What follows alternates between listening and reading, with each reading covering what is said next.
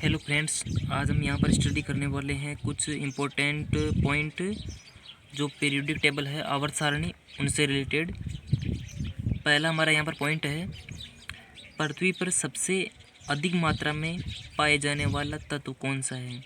हमारी जो पृथ्वी है उस पर सबसे ज़्यादा जो मात्रा में पाया जाता है वो है ऑक्सीजन एलिमेंट। ऑक्सीजन तत्व सबसे ज़्यादा मात्रा में पाया जाता है पृथ्वी पर। नेक्स्ट है यहाँ पर, पृथ्वी पर सबसे अधिक मात्रा में पाए जाने वाली अधातु है, वह ऑक्सीजन है। ऑक्सीजन एक अधातु है जो कि पृथ्वी पर सबसे अधिक मात्रा में पाई जाती है। और पृथ्वी पर सबसे अधिक मात्रा में पाए जाने वाली धातु मेटल वो है एल्यूमिनियम। अधातु तो हो गई ऑक्सीजन और धातु है एल्यूमिनियम। एल्यूमिनियम सबसे ज़्यादा पाई जाती है धरती पर।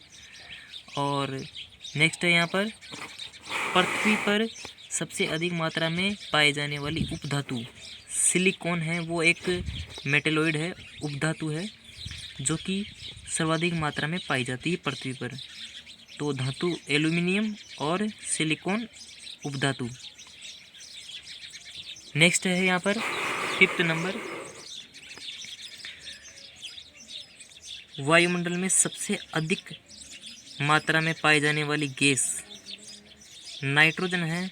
सबसे अधिक मात्रा में पाई जाने वाली गैस है वायुमंडल में। कितनी परसेंटेज है? 78%। और 6 नंबर है यहाँ पर, आधुनिक आवर्त सारणी जो मॉडर्न पीरियोडिक टेबल है उसमें सबसे हल्की गैस कौन सी है? जो हीलियम गैस है वो सबसे हल्की गैस है मॉडर्न पीरियोडिक टेबल में। और जो ये हीलियम है वो गुब्बारों में भरी जाती है, और जो एरोप्लेन है उनके टायरों में भी ये भरी जाती है क्योंकि ये हल्की गैस है। नेक्स्ट है यहाँ पर 7 नंबर, आधुनिक आवर्त सारणी में प्राकृतिक सबसे भारी तत्व कौन सा है? जो नेचुरल रूप से जो भारी तत्व है मॉडर्न आवर्त सारणी में वो है यूरेनियम। यूरेनियम का एटॉमिक नंबर होता है 92। ठीक है। और यहाँ पर ये 7 क्वेश्चन हो गए यहाँ पर।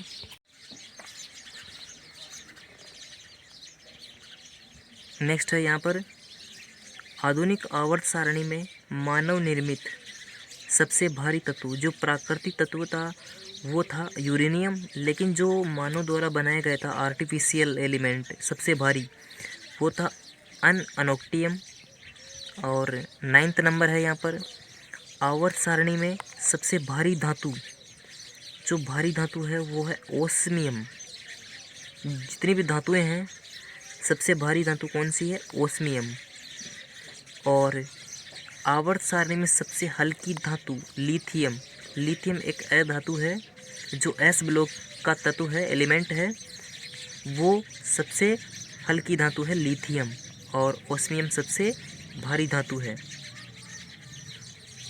नेक्स्ट है यहाँ पर, विद्युत की सबसे अधिक सुचालक धातु सिल्वर। जो चांदी होती है वो विद्युत की सबसे सुचालक होती है। ठीक है। और नेक्स्ट है यहाँ पर,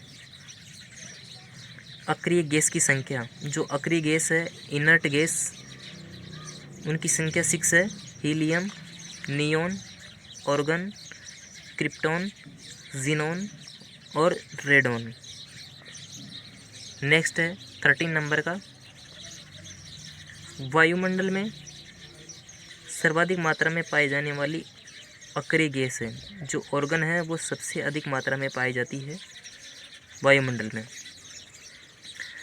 और नेक्स्ट है यहाँ पर 14 नंबर, वो है वायुमंडल में नहीं पाई जाने वाली अक्रिय गैस है। जो रेडोन है वो एक रेडियो एक्टिव एलिमेंट है जो वायुमंडल में नहीं पाया जाता है।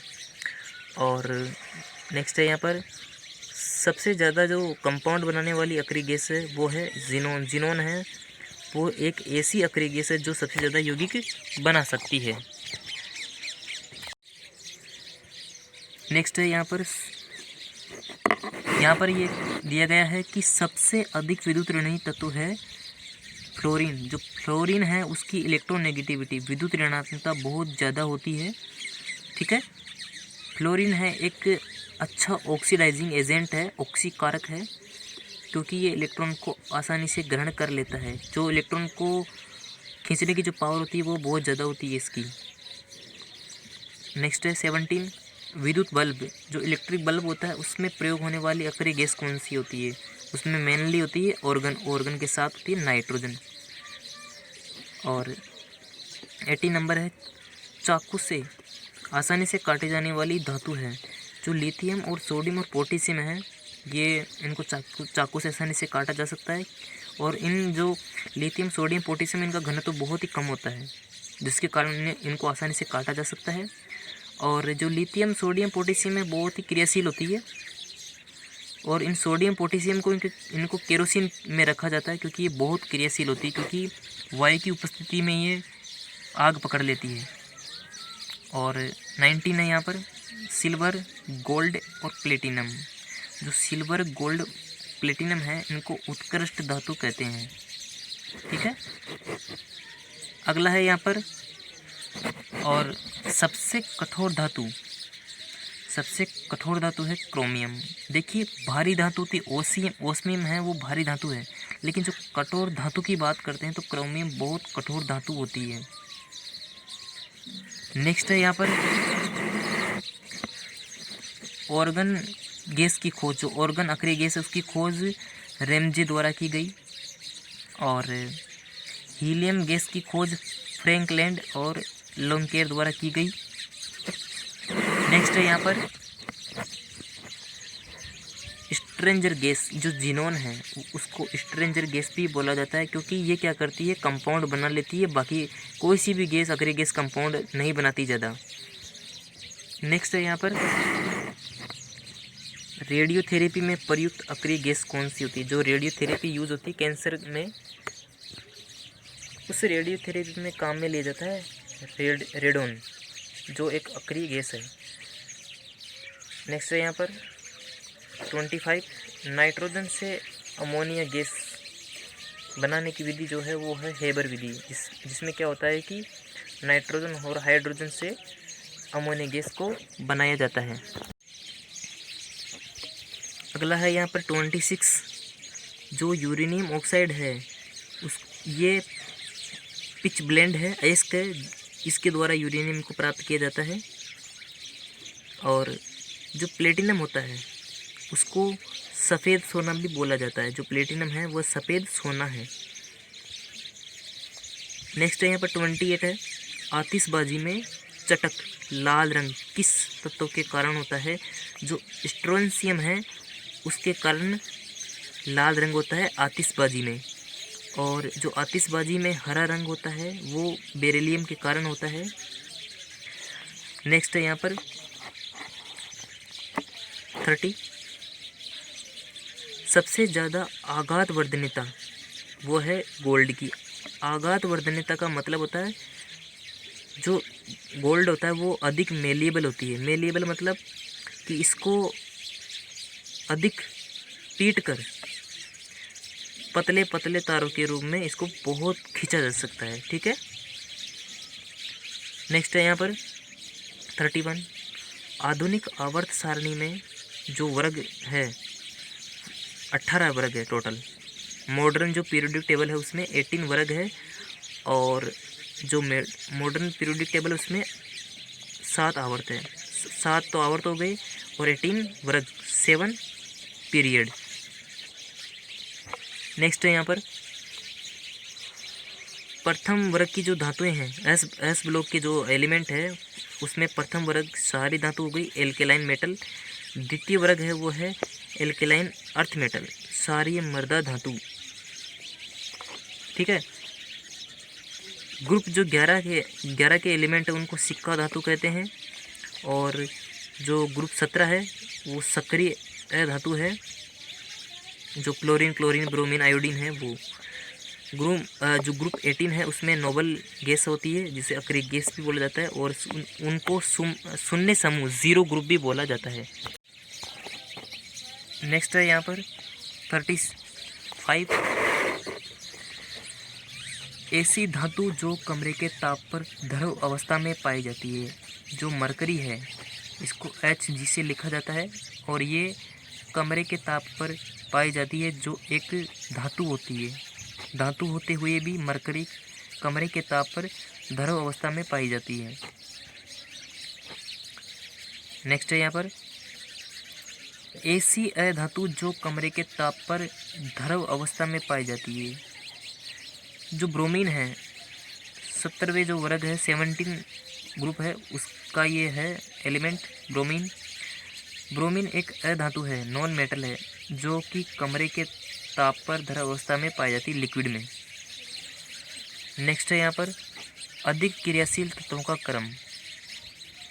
जो पोटेशियम होता है बहुत क्रियाशील होता है, उसके बाद में आता है सोडियम, सोडियम के बाद में कैल्शियम, मैग्नीशियम, फिर एल्यूमिनियम। और नेक्स्ट है पर मध्य क्रियाशीलता,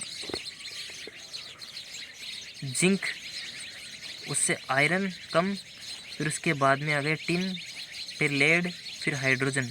और हाइड्रोजन से कम होता है क्रियाशील कॉपर, कॉपर से कम मरकरी, फिर आता है सिल्वर, फिर गोल्ड और प्लेटिनम। प्लेटिनम बहुत ही कम क्रियाशील, ठीक है। जो यहाँ पर सिल्वर है, गोल्ड है और प्लेटिनम है, इसीलिए ये अक्रिय गैसों की तरह, उत्कृष्ट गैसों की तरह व्यवहार करते हैं। तो यहाँ पर सबसे अधिक क्रियाशील कौन सा हो गया? पोटेशियम, फिर उसके बाद में सोडियम, फिर उसके बाद में हो गया कैल्शियम, फिर मैग्नीशियम, फिर एल्यूमिनियम।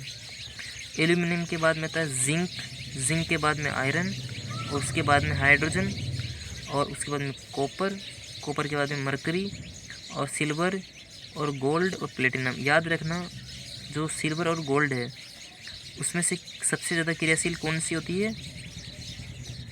ये हमारा जो सिल्वर है, और गोल्ड कम क्रियाशील होता है।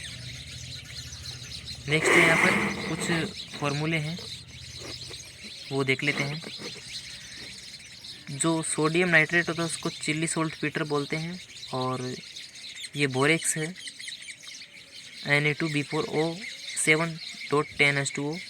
और एल्यूमिनियम का इस अयस्क है ये क्रायोलाइट, जिसका फॉर्मूला है Na2AlF6। और नेक्स्ट है यहाँ पर ग्लोबेराइट,